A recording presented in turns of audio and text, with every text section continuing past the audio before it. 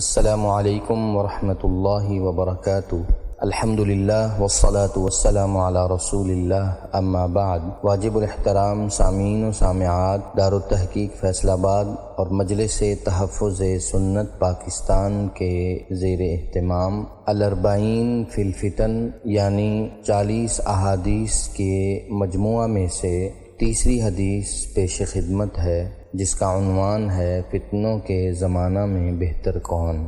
عن ابی ہریرہ رضی اللہ عنہ قال قال رسول اللہ صلی اللہ علیہ وسلم ستکون فتن القاعد فیہا خیر من القائم والقائم فیہا خیر من الماشی والماشی فیہا خیر من الساعی من تشرف لها تستشرفه ومن وجد فیہا ملجأ فلیعذ بہ۔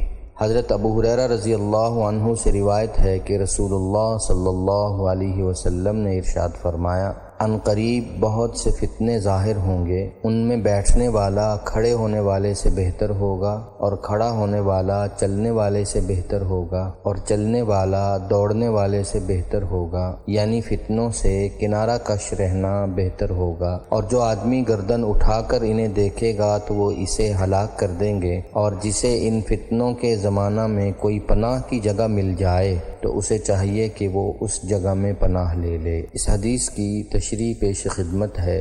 فتنوں کے عروج کے دور میں بیٹھنے والا کھڑے ہونے والے سے اس لیے بہتر ہوگا، کسی چیز کے پاس کھڑے رہنے والا شخص اس چیز سے زیادہ قربت اور مناسبت رکھتا ہے، اور وہ اس چیز کو دیکھتا بھی ہے اور سنتا بھی ہے، جبکہ ادھر ادھر بیٹھا رہنے والا شخص اس چیز کو نہ دیکھتا ہے نہ سنتا ہے۔ لہٰذا فتنوں میں کھڑا رہنے والا شخص ان کو دیکھنے اور سننے کی وجہ سے ان کے زیادہ قریب ہوگا۔